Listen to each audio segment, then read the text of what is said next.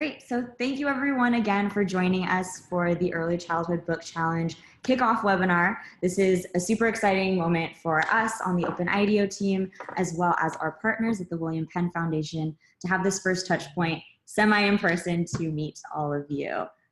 A couple reminders before we dive in today is, first and foremost, we're going to ask that any information that you want to surface to us, please share that via chat and remain muted throughout the broadcast today. We have an incredible person on our team here, Hillary, who will be answering your questions and engaging with you on the chat, and you'll meet her in just a moment. Lastly, we've taken into account the RSVP information that you've shared with us, and we've picked out some questions from the questions that you've sent to our team that we'll be answering today. Any additional questions, please put those in the chat, and we'll have a live Q&A at the end of the session where Hillary will be forwarding some of those to Matt, myself, and our partners at the William Penn Foundation to answer. This is an agenda of what we'll be going through today. First, we're going to start off with some introductions, and then we'll share out a little bit more about the challenge. We'll share out about some challenge resources and challenge timeline before diving into a Q&A and then going into a looking ahead. So first, without further ado, we're going to dive into some team introductions. So if we want to start with Hillary, who's over here on the OpenIDEO team. Yeah, Hillary! Hey. Hi, everyone. Can you hear me? Make sure that you stay muted. You can just speak. Got it. Yeah, that's fine. Yeah. Hi, everyone. My name is Hillary. I am the outreach coordinator for the Early Childhood Book Challenge. And I'm just so excited to see so many people engaged with the challenge and the webinar. If you've been emailing the EC Book Challenge, we've been corresponding, and I'll also be manning the chat. So if you have any questions throughout the webinar, just feel free to send a message and I'll try to answer as quickly as possible. Those amazing email responses you got back, they were all Hillary. She's fantastic. She's great. Awesome. And now I'll hand it over to Matt. Hi, everyone. I'm Matt, Ride an Hour, like ride your bike an hour. That's how you can remember it. I am here as a program manager on the Early Childhood Book Challenge. And this is a real joy to get to work on. This is the first time that we've done a challenge like this where we're actually working with authors, creative storytellers to create a real book. We can't wait to talk with you more about that. And this has been kind of a dream that our team and William Penn Foundation have had together, and we're just really looking forward to kicking this off with you today. Awesome. Thanks, Matt. I'm Lauren. I am the community strategist on this project. Anything relating to community and process is within my realm of expertise. And it's been really lovely to communicate with a few of you already thus far, and here's some really great questions that have been coming through. So we look forward to not only supporting you throughout this challenge journey, but also designing resources that can best serve your needs. And next, I'm going to pass it off to Itika, our community fellow, who will be introducing herself. Hey everyone, Itika this side, originally from India, but I'm calling in from Amsterdam right now. I'm the person that you all connect with on the platform. I'm supporting you guys through and through this journey of developing some pretty manuscripts. Thank you. Wonderful. And if you have already submitted anything to our platform and heard a response back from our end, Itika has been the person that you're communicating with and will continue to, so her face is a very important one on this call today. And last but certainly not least, I'm going to turn it over to Jen, who's joining us from the William Penn Foundation, to give a quick intro as well. Sure. Hi, everybody. I'm Jen Stavrakis from the William Penn Foundation. This concept was a little bud of an idea here for the past couple years, and we've been really excited to partner with OpenIDEO to really bring it to this point. So I'll be talking with all of you in a few minutes, but hi for now. Perfect. Thank you so much, Jen. Great. Great. And now we're going to dive into the content that we'll be sharing out. Awesome. Let's dive in. All you folks today. Great. Can everyone see my screen? Perfect. Thumbs up. Thumbs up. I see some thumbs up. Okay, great. So we're going to dive in and share a little bit with you all about the challenge. We know that we provided some information for you on the challenge brief, and we'll be revisiting a lot of that information today. So first is our challenge question. For this challenge, we've been asked the question and posed to all of you: how might we inspire children and their caregivers to read together? And the mission that we have here is we're looking for manuscripts for a children's book that focuses on really the earliest days, so ages birth to 3 years old, and provides adults and specifically caregivers, parents, people that are overseeing children with ways to support early language development. We'll share a little bit more about how exactly that'll work, but that's the big mission. And what are we looking for? We're looking for 3 things. Specifically, the manuscripts that we're most excited about should excite educators and caregivers in being educators, and educate them in how they can use opportunities to engage reading, and also not just reading, but interactive reading. So reading, singing, talking, all these things really support early language development and early literacy. We want a manuscript that engages young children early on with a story that they just love. This should be ideally a really beautiful story that children really want to grow up with, and it instantly becomes kind of a favorite and a classic. And finally, we want something that reflects the lived experience of families that are living in urban contexts in the US. And specifically, we're thinking about Philadelphia, but you could think about cities like that that have a kind of similar urban feel. And we'll talk a little bit more about that during Q&A as well. Great, thanks, Matt. And now we want to introduce you to our partner, the William Penn Foundation, and Jen's going to share out a little bit on her side. Hi again, everybody. I guess good morning, good afternoon, and even some good evenings to some of you, depending on where you've called in from. Again, I'm Jen Stavrakis. I'm a program officer for the William Penn Foundation. We're located in Philadelphia, Pennsylvania, and we award about $35 million each year to support education in the city. Our funding is primarily focused on children ages 0 to 8 and how to ensure that they're ready for kindergarten and reading on time by the end of 3rd grade. One of my roles at the foundation is to seek out how we best support families and caregivers in their role as their child's first teacher. And so it's through that work that led us to collaborate with OpenIDEO for this challenge for storytellers. For any of you who've set foot lately in a bookstore, you know that there's no shortage of beautiful and engaging children's books out there. But we feel like through this challenge, we're looking for something unique. So as Matt said, a story that engages children ages 0 to 3, but also speaks to caregivers who are reading to them. So we know from our work in Philadelphia that many caregivers, so parents, grandparents, aunts, uncles, even older siblings, want more information about how they can best support their children's learning and development.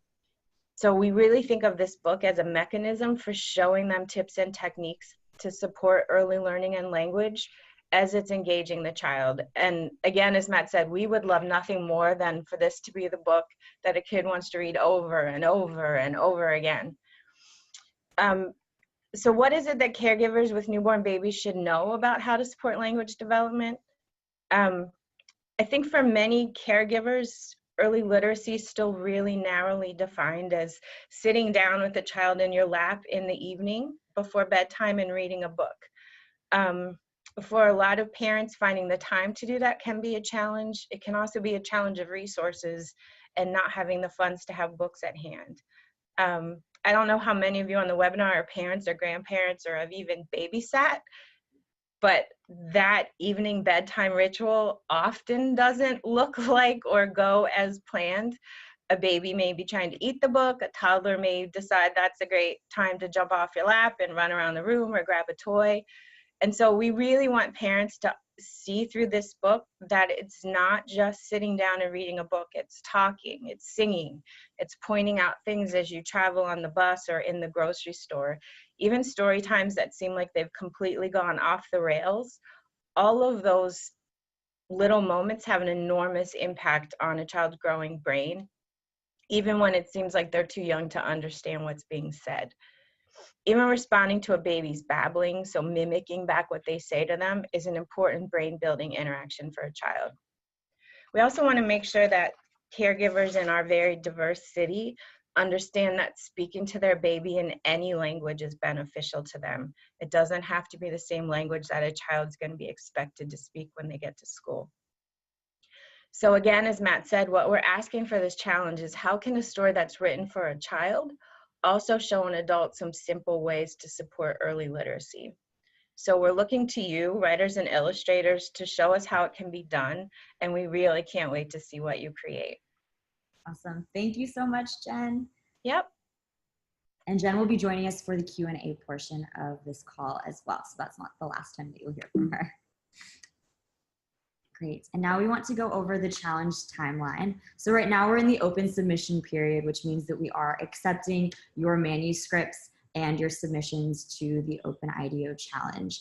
The deadline for that initial submission period is going to be on April 12th at 5:00 p.m. Pacific Standard Time. So please mark that on your calendars, write it on your hand each morning, do whatever system works best for you. But that will be the last date that you'll be able to submit an initial submission to us. We've received some questions as to what that looks like. We'll be talking a little bit more about that in the Q&A, but essentially it's a first draft, and we'd love for you to have it as fleshed out as possible. We're not only asking for your manuscript that is 250 words or less, knowing the age that this book will be produced for, but we also want to know more about you. So the more information you can share with us about the perspective that you bring, any touch points that you've had previously with the publishing or storytelling world, what is exciting about this project to you.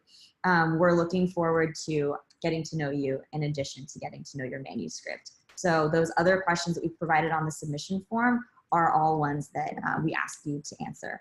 There are some that with which the answers will not have any bearing on the evaluation process. And again, we'll be going over more what that looks like a little bit later on in our webinar today.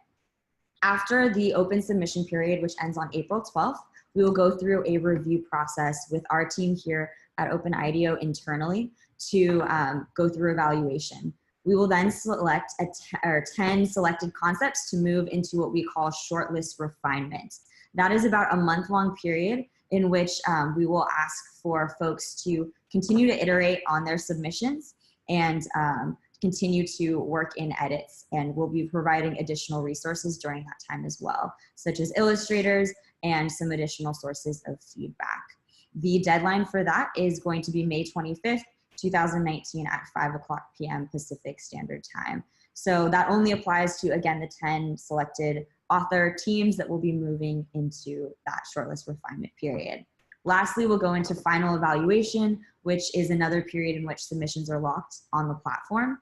And we will review our OpenIDEO team as well as additional experts and make an announcement from OpenIDEO as to who the Early Childhood Book Challenge winner is on June 21st of 2019. So stay tuned for that. We've received quite a few questions around eligibility for authors and what that looks like. So first, we welcome all new authors as well as established authors to participate, and there are no constraints as to whether an author is agented or unagented, although we do ask that folks be transparent with us about that in their submission process. The one constraint that we do have is we ask that authors submit their work to us and not agents submit their work on behalf of any authors that they're representing through that process. No preference will be given to authors based on previous publishing status or, again, on agent representation. And lastly, we do ask that any of the work that you submit to us on the platform is unpublished and has not been published in any form, print or on the internet before this challenge. There is no cost to participate. We believe in transparency, openness, and providing access for folks to surface their work. So there is no cost or fee for any point of our process. Submissions are welcome from a single author or a team of authors. And when you think about location, you do not have to be based in the United States or in a US city to be able to participate. We've heard and welcome authors from all over the world in joining this challenge, but keep in mind that the book should be relatable to children and caregivers in US cities, that are similar to Philadelphia, as Matt mentioned. There will be no preference given to authors who have familiarity with Philadelphia or its residents or US cities. And so even if you are outside of the United States, we encourage you to do research about the experience of those living in urban cities. And we've provided some resources to support you in that process and to get you started, which we'll touch on a little bit later. Around publishing and eligibility for publishing, all participants that enter our process, especially those that we ask to move forward into the refinement phase, those 10 authors we asked to move forward into refinement phase, they should be serious about their commitment to turn their manuscript into a book by going through the editing process with a publisher to publication, which is a part of the prize, which we'll touch on in just a moment. Fantastic. So you may also be wondering, how do illustrators factor into this whole process? Well, I'm glad you asked. We have a really cool process that we're pretty excited about. We believe in unleashing a little more of the creative process into the manuscript development process. And so we thought that what if we could actually pair up illustrators with the authors in order to create some visual identity. So what's going to happen with that is, first, the challenge is only requiring manuscripts. So all you have to do is provide the words, although we would love to have you also provide some kind of visual collage or identity. It can be from other photos that are inspiring from you, maybe other books that you're really interested in, just to give us a kind of look and feel that we can get a sense for what you're going for. And then those that we bring into the refinement phase, which will be up to 10 manuscripts, you will have the option to be paired with an illustrator. So that is an option available to you. It's not required. It's something that if you are an author illustrator, for example, you could do your own visuals, or if you want to bring in your own illustrator, we welcome that as well. But if you are brought into that refinement phase, you will have the opportunity to essentially work with an illustrator, refine some of your concept in your manuscript, and come up with some conceptual early stage illustrations for your book so that we can see those.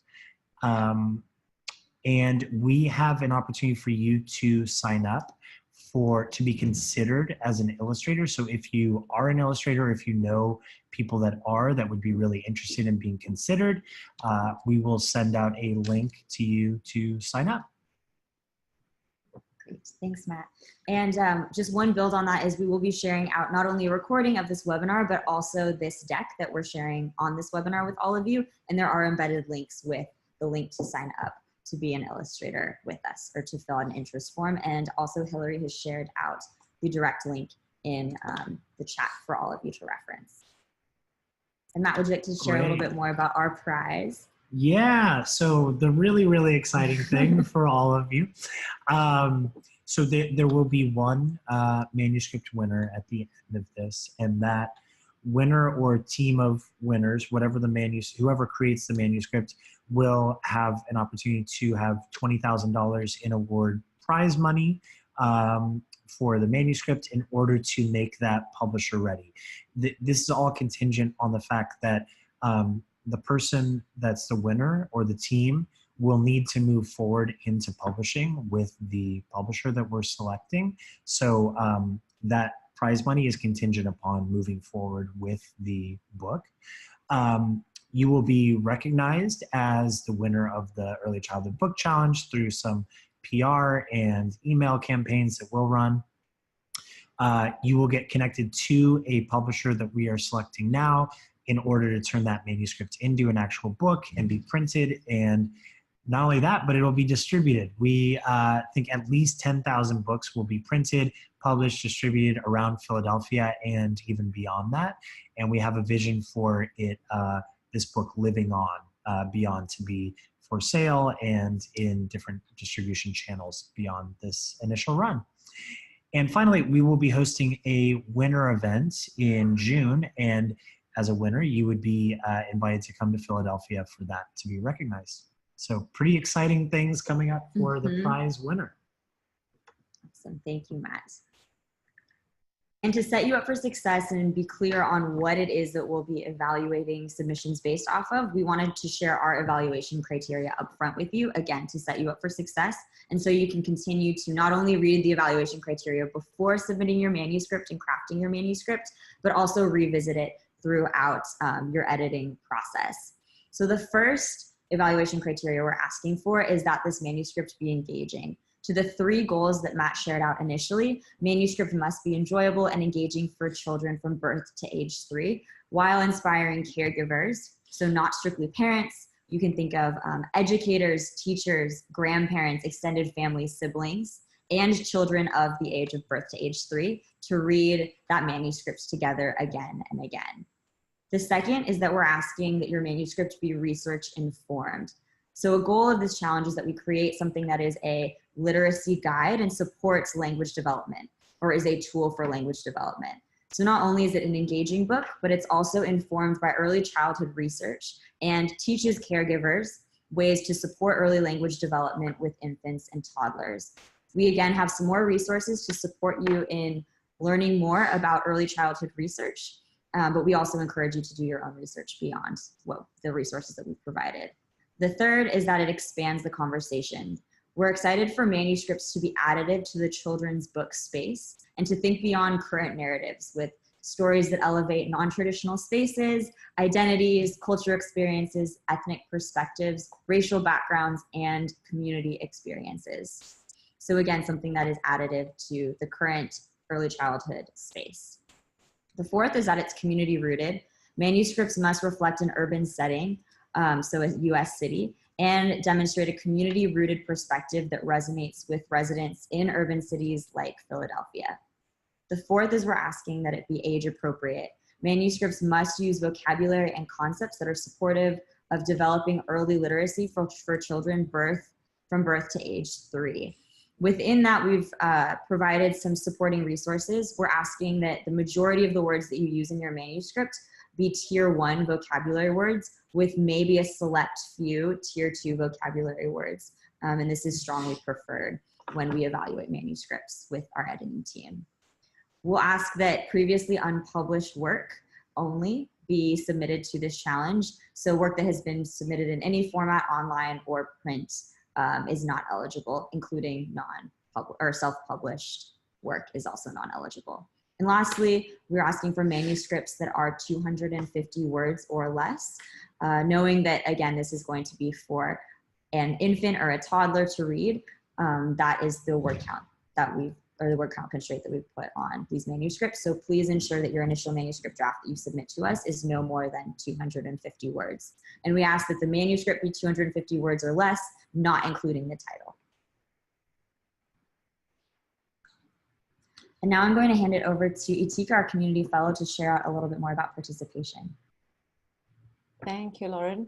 So this is what we think is our recommendation in terms of how you could engage and participate with this particular challenge. To begin with, we'd strongly recommend you to go through the list of challenge materials. There are a lot of resources that we've shared along with the challenge to help you get an understanding of early childhood development, as well as the context of Philadelphia and US cities in case you're not from there.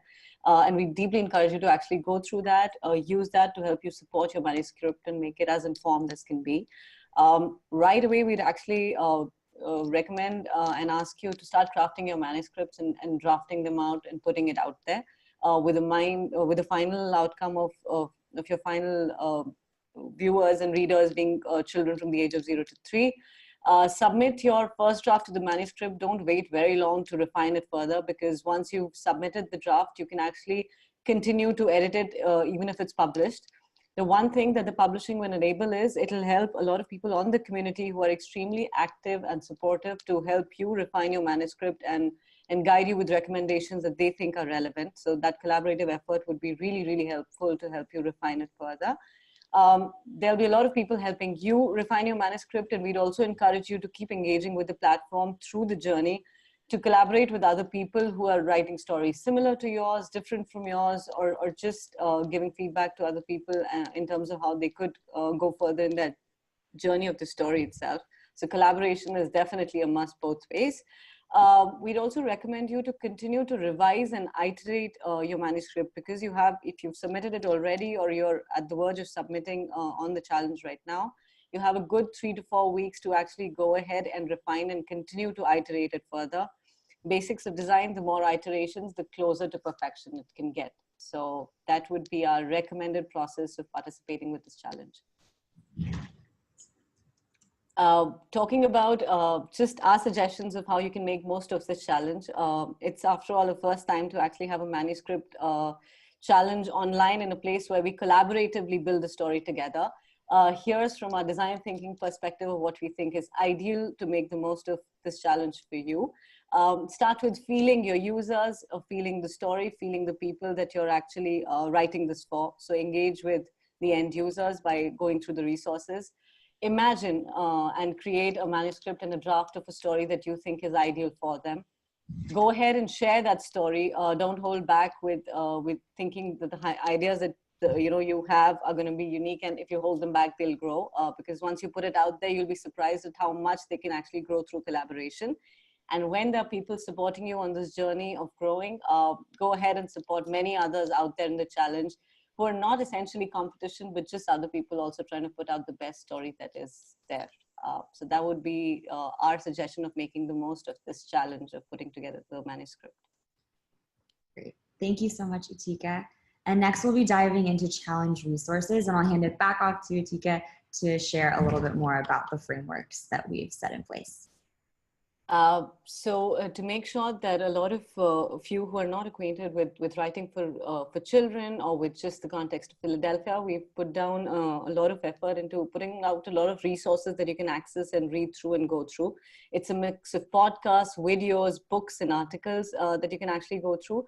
We've essentially got readings that you can go through which help you understand better about early childhood research and just understanding what entails early childhood development, how do children from the age group of 0 to 3 grow, and what is it that they need in terms of, multisensorial development and how that can be done. There are special resources that talk about book writing that is essentially important for keeping in mind when you're writing for such a small age group. There are different things from the vocabulary list to just other recommendations of how do you make your manuscript more rhythmic or engaging for that that age group of children that you're writing for. There's a special set of resources that we have that help you understand the urban context of US cities. There are a bunch of videos, some articles, and some websites that you can go through and navigate through. And of course, if you're a first timer on the OpenIDEO platform, there's also a special how-to guide that can help you navigate your way through a specific challenge on the OpenIDEO community and how you can go from submitting, publishing, or refining, and engaging all the way till the end. Thank you so much, Utika. And building on what one of those resources actually looks like that we really encourage you to read through before you create your manuscript are the challenge personas. So these challenge personas were created and inspired by the lives of actual folks that we did research with while crafting the challenge experience. So these early childhood book challenge personas provide a window into the lives of the end users, or in this case, the end readers who will actually be receiving the book that your manuscript will turn into. A very important part of our process, we believe, is taking a moment to pause and listen and establish empathy. So by learning from the experiences of those that we're seeking to impact, we believe that we're more equipped to craft a narrative that really resonates with them and meets the goals of this challenge. We know that these personas are not exhaustive of the experiences of every single person that will be in US cities or in the communities that we're aiming to reach, but this is a starting point to help ground you in the experiences and some of the stories that we've heard and who we envision this book actually reaching. This is a resource that's provided on the platform as well as in the resource guide. And we're going to just share out a couple of examples of what these personas look like. So one is Amanda, who is a bilingual toddler, and she's 1 year old. Another is Terrell and Jasmine, who are new parents. They're both 18 years old and really excited to share their high school graduation with their new baby girl. And they're both from a neighborhood in West Philadelphia. And we also have Sean, who's a community leader and was raised by his grandmother in West Philadelphia and works a lot with youth and is excited for a book that speaks to a different narrative that he hasn't seen represented before. So again, there are more personas provided in this personas document, but we encourage you to read through these to help ground your manuscripts. And next we'll dive into answering your questions. We have a couple of pre-slotted questions that we've taken from the RSVP forms that you've shared with us. And we know that you have lots of questions, really amazing questions that you're entering into the chat. And so after we answer the pre-programmed ones, we'll open it up and have some of those be answered by Matt, myself, as well as Jen on the William Penn side. Great. So the first question that we have is one we've seen come through a lot is, are manuscripts protected from being replicated? Fantastic. And really quick before we jump in, we're getting a lot of great questions in the chat. Hillary and I and Atika are responding to some of them, but note that we see those questions and we believe we will address almost all those in this Q&A. And then if there's additional ones, we'll bring those up as well. So we'll make sure that your questions are answered for sure. Cool. So our manuscripts protected from being replicated. So the big vision here with OpenIDEO is we really believe in openness and transparency. So we see that with a lot of people submitting from organizations about their concepts and ideas.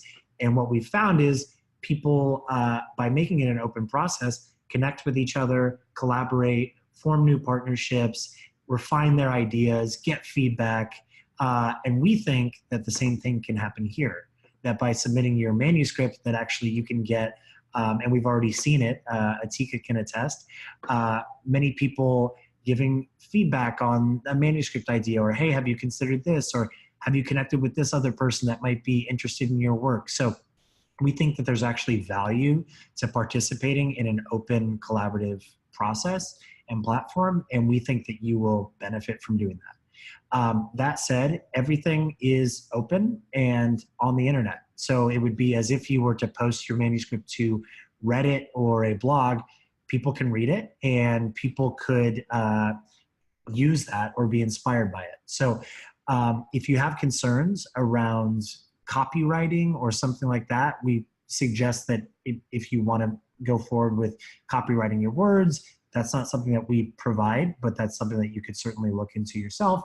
And we think that if you do see someone, if there's a flag of someone that has actually taken your words and duplicated them and reposted them onto the platform, just flag it for us, because we will definitely help to address that as best as we can. We don't expect that to happen, but if it does, we're happy to support you. Great. Thanks, Matt. And another question that I'll forward your way is, who will evaluate the challenge submissions? Yeah, great question. So we have a fantastic team that we are assembling. It'll be our OpenIDEO team. We'll bring in industry experts. We have an advisory panel of leaders in the field already that are literacy experts and child book editors. We will also have a publisher on board that we'll be announcing in a few weeks as well. And so we'll be bringing the publisher in and we'll assemble basically a evaluation team.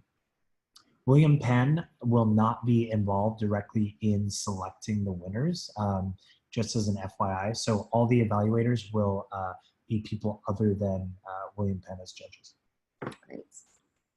And another question for you is, can an author and an illustrator team submit a manuscript together? And I know you've touched on this earlier, but it would be great to expand a little bit. Yeah, absolutely. So we talked a little bit, but the answer is yes. Of course, we would love to welcome you to submit as alone or as a team.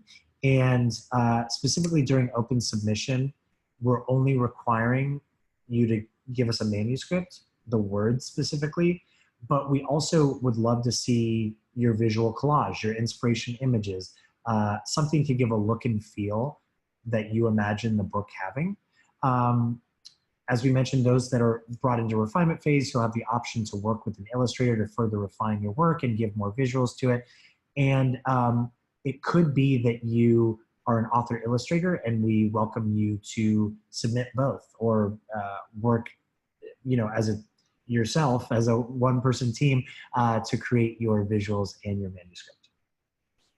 And just to clarify, because I saw a question coming in earlier, during the open submission period, we ask, when we say look and feel, we're asking for a collage, to Matt's point, of a couple of pieces of artwork that inspire maybe the color scheme that you'd love to see in illustrations, or the type of illustration you'd be excited to see. And that will help inform as we think about pairing an illustrator with an author moving into the refinement phase.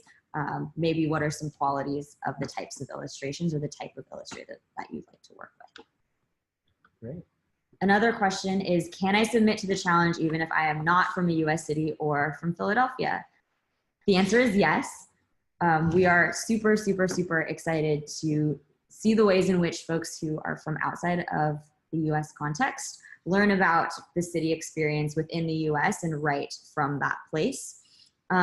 We have heard that there are many ways that folks are doing this, in addition to the resources that we've provided that Utika went over with you. Again, we have an entire resource section that's dedicated to learning more about the Philadelphia community and also learning about the experience in US cities that are similar to Philadelphia. We have podcasts, we have movies, we have articles that you can read in addition to the personas that we've just reviewed. Additionally, we would recommend doing your own research. Some suggestions that we have that we've heard of folks already doing who are submitting to this challenge or considering submitting to this challenge is getting in touch with organizations that are based out of cities like Philadelphia in the United States, getting in touch with researchers who work with young folks from birth to age 3 around issues of literacy. We've also heard of people conducting research interviews with people who are living in US cities to learn more about the environment, the experience, the journey. So there are many, many ways to get a sense for what the US city experience looks like, and those might be some helpful suggestions to start you off. Am I allowed to submit more than one manuscript? Yes, and we would encourage this.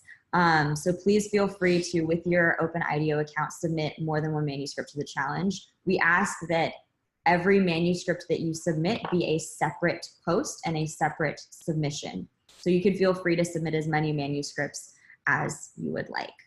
And reminding again that this all needs to be new content that has not been published before anywhere on the internet, in print, or self-published previously. And so I was gonna say another question was, how should I think about manuscript language for this age group of 0 to 3?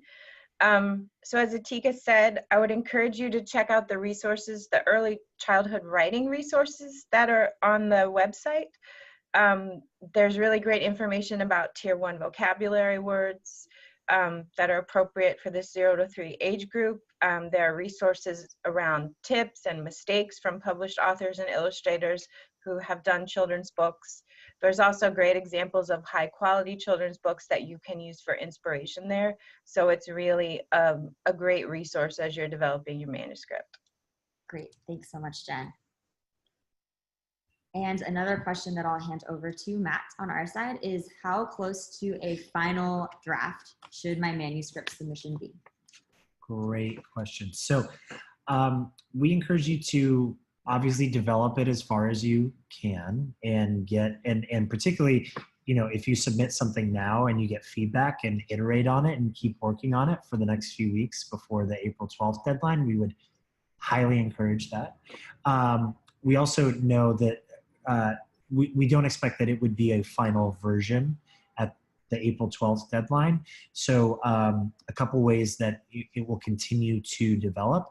One is through the refinement phase with those that are invited in, continuing to kind of change and develop your manuscript. And then additionally, once, if you were to be a winner, to get connected with the publisher, there would be an editor that the publisher would provide to continue to finalize the manuscript. So get it as far as you can, but we expect that it'll continue to develop. Great, thanks, Matt. And another question for Jen that I'll hand off to her in just a moment is, what is the intended audience for this book? All right. So obviously, as we've said, the primary audience for this book is young families in Philadelphia. Philadelphia, as you can imagine, is an incredibly diverse city, and I think the full range of personas that are on the challenge website are really great at giving you a flavor about who's raising kids in our city. The first publication of this book will be for Philadelphia families, but we're certainly hoping that it's a book that's going to gain traction in other communities. But the first publication will be here, and the distribution method will really be that the book will be given to young families by community providers, who won't just be handing out the book at book fairs or putting it on a table, but will really be imparting some sort of lesson about early literacy and language as they're sharing the book with families. Just one other thing to note is that the book will also probably be published in several other languages than English, again, because we have a very diverse community here, and there are lots of parents who aren't necessarily comfortable reading to their children in English, and so we want to make sure that this can reach as many of our families here in Philadelphia as possible. Great, thank you so much, Jen. Another question is there a limitation on the number of pages of the book and the format of the book? This is a great question. I'm seeing a lot of questions that echo this one coming in through the chat. Due to the age of young folks birth to age 3, we anticipate and have a hunch that this will be a board book. A board book is usually less than 250 words and also is around 32 pages or less. So due to that context, we would encourage you to think about formatting it as a board book. If you have another preference for how you'd like to see the book formatted, we encourage you to make that clear in your submission. And if there is a compelling case made for how an author would like to see their book published in a way that's different than a board book, we would be open to having that conversation. But again, if you would like to have a default template formula to move towards, we would recommend a board book. But again, if you have a really compelling reason why it would be a different format than a board book, let us know and write for that and give us a compelling reason. Awesome. So now we're going to answer some more of your questions that have come through. And we won't be able to answer all of them today, but we're excited to at least begin to answer a few of them in the remaining time that we have together. Yeah. So what the main one that I've seen so far, and maybe Hillary, you can queue up a few others. Who owns the rights to the book? This is a big meaty question. It's one that we are still formulating right now. We actually believe that the publisher will be the one that will fully determine that. Although I think I can speak for us and for William Penn that we don't expect to own your words or your manuscript. So we expect that you as the author would own that manuscript. We just need to finalize that with the publisher, and the contracting process, should you be the winner, would identify exactly how all that would work. But we can share more on that once we have more information from the publisher. That's great. Awesome. Thanks, Matt. Another question that I'm seeing come through is from Dawn around what is the average page count in a board book. So the average page count is around 32 pages. We have heard that in many board books that are really engaging and exciting and also promote language development, folks have been able to do it in less than 32 pages. We'd encourage you to go to a bookstore and ask someone who works at a bookstore what are some amazing board books that you sell, and just spending some time in bookstores researching and looking at different formats as one way to get a better sense for maybe how you like to format your book or some techniques for writing your book. And just to clarify, we got some questions on that about what exactly a board book is and what's the difference between a picture book. Board books are essentially the thicker cardboard that, especially for early children, that would rip up a paper bound book. It's a little thicker, so children can chew on it, for example, like my son does at home. And they're typically very illustration forward, so colorful. In fact, we have a couple that Jen's holding up right now. So yeah, I'm sure you've seen them before, but they're usually the harder cardstock. So think about it that way. It could be that it's photographs. It could be that it's hand-drawn illustrations, usually very full of color and, under 250 words. Another question I'm seeing come from Tiffany around this element of bilingual first drafts.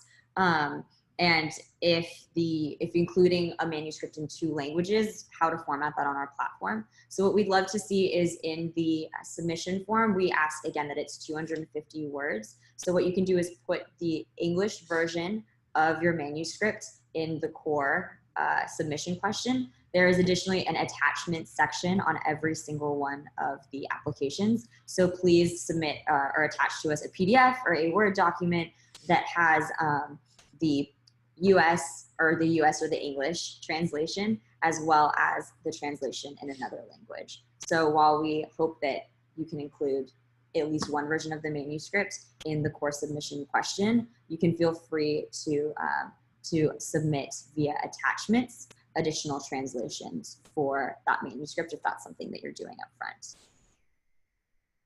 Another question that's come through is around, should this be an educational book? Should this be something that's a bedtime story?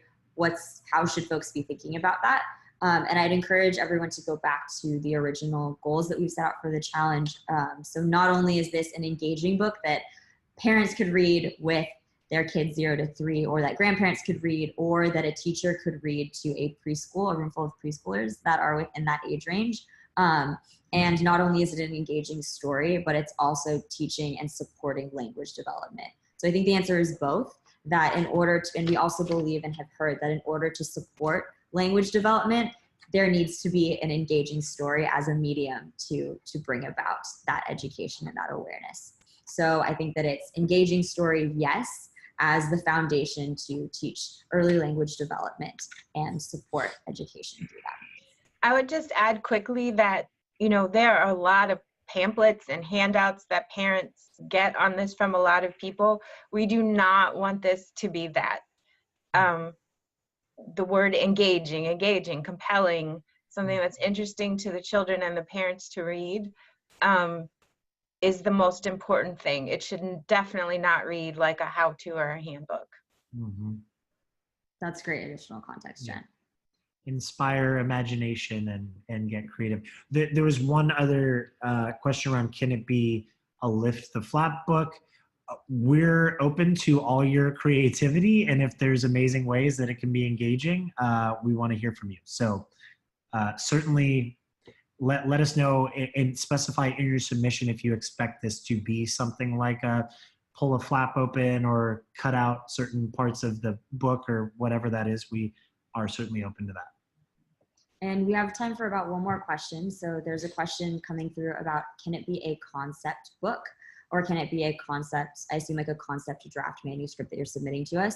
We know that in the publishing world, sometimes authors will pitch concepts instead of manuscripts to publishers. In this case, we're asking to actually see your manuscript. So please have a 250 word or less manuscript.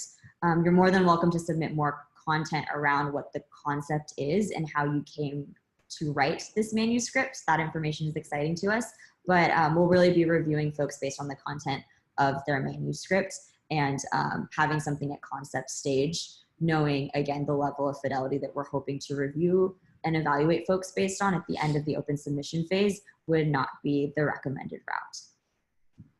Great. So great. Thank you everyone so much for your questions. We know that there were questions that we were not able to get to in the time constraint that we had today, but we will be taking all of those questions and reviewing them as a team afterwards and hope to share out answers to those over the course of the coming weeks to support you and make sure that you feel set up for success. And now we're going to go over looking ahead and a couple of tips for what looking ahead might look like. And I'll hand it back over to Itika to share that out. Thank you, Matt. Thank you, Lauren. Thank you, Jess. Okay, thank you guys. It's been a very, very engaging webinar with all those lovely questions and all the engagements that you guys were a part of. In terms of going ahead from here, we're actually really excited to have all of you submit your manuscripts as early as possible on the platform so we can start the engagement practice. Don't worry about putting out half-baked manuscripts because like I said before, we can continue to edit them even after they're published. The earlier they're out there on the community platform, the more we can work together to refine them further. I'd really encourage you all to get out there on the community before and after you've submitted your manuscripts, to engage with everyone. Use this opportunity to learn and grow with this amazing global community that's out there to work with all of you, with all the stories that you have. So the earlier, the better. Feel it, imagine it, share it, and support it. That's all I'd like to say in the end. Thank you again. Lovely. Thank you so much, Atika. And as we mentioned before, Atika will be the friendly face and the wonderful guide to support you through this process on the platform. So the moment that you submit to the platform officially, you will get to officially meet her in platform form. So you'll be seeing her face in many more spaces throughout the challenge. We're doing another webinar where we'll be joined by some experts to, again, support thinking and actually support some of your questions that you've surfaced to us today. So please RSVP to that to secure your spot. The link is embedded in this deck that we'll be sharing out with you, and Hillary will also has also just shared out the link in the chat. So that will be on March 28th at 9:00 a.m. Pacific time. If you cannot attend the webinar itself, we will be sharing out a recording as well as the deck to that webinar, but please RSVP if you would like to have access to that information. The submission deadline for open submissions, we will continue to remind you of this, is April 12th at 5:00 p.m. Pacific time. Mark your calendar. Mark your calendars. Right now. Exactly. Write it on your mirror, whatever works best for you. You cannot edit your submission, or you cannot edit your submission unless you're one of the 10 that moves forward after this deadline. And again, it is in Pacific time. So please do take that into account. We will continue to remind you, but we hope that you have your submission on the platform long before that deadline and have continued to evolve it. So this deadline will just be something that comes up as a well in advance expected date on the calendar. And now I'm going to hand it over to Jen to share a couple of words around what you're excited for looking forward. Thanks, Lauren. So just looking down the line here, I think for myself and my colleagues and our community organizations here who've been involved in these discussions, for us, we are so excited for the day 6 months, 8 months, a year from now, when we get that first case of books in that one of you has written, and that we get to crack that book open, crack the case open, crack the book open, and really start to share it with our families here. Oh, thank you so much, Jen. And I think that's a beautiful vision and a beautiful moment for us to all be reminded of, is that this is one step in a much longer process and a much longer journey. And we're very excited for the end product of this to be a really, really impactful, beautiful narrative that the William Penn Foundation can crack open the box for and then distribute to families that they've been working closely with in the Philadelphia community and beyond. Great. So thank you so much for joining us and dedicating an hour of your day wherever you are in the world. We know some folks called in at 4 a.m. in the morning. So thank you for making time for this conversation. If you do have questions, please feel free to always email us at ecbook@ideo.com, and we will be continuing to answer your questions. We really look forward to seeing your submissions on the platform shortly. And until then, thank you so much for joining us, and have a great rest of your day, night, evening, morning, wherever you may be. You're all amazing. We're getting such great feedback. Thank you, and great questions. We can't wait to see all your manuscripts. Thanks for calling in from all over. Thank you all so much. Bye. Bye. Have a great day.